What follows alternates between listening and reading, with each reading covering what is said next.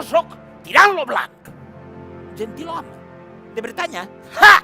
Mira. Oh, la pell plena de borrons.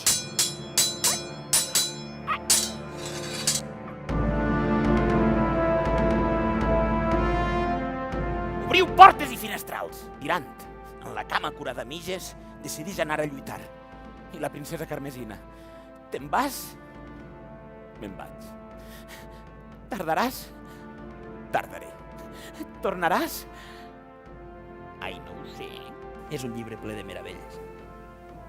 Com m'haguera agradat estar a la teva pell.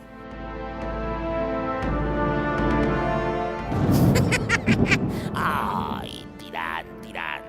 Et faré creure que la princesa t'enganya. La imatge que veureu ací me pot donar mort o vida. Quan es gira, blanques, redones. 2 pomes de paradís que li entren a Tirant pels ulls com un foc de flama viva. I la princesa agafa el marquet i en girar-lo no veu res pintat, sinó la seva cara. Li ha donat un espill.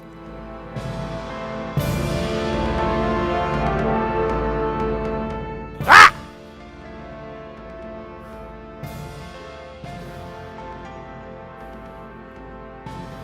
I el castell s'ocupa d'atendre'l.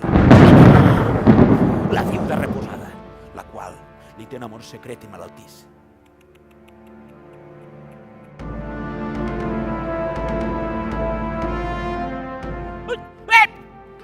I amolla un crit que el plaer de ma vida s'afanya a ofegar tapant-li la boca.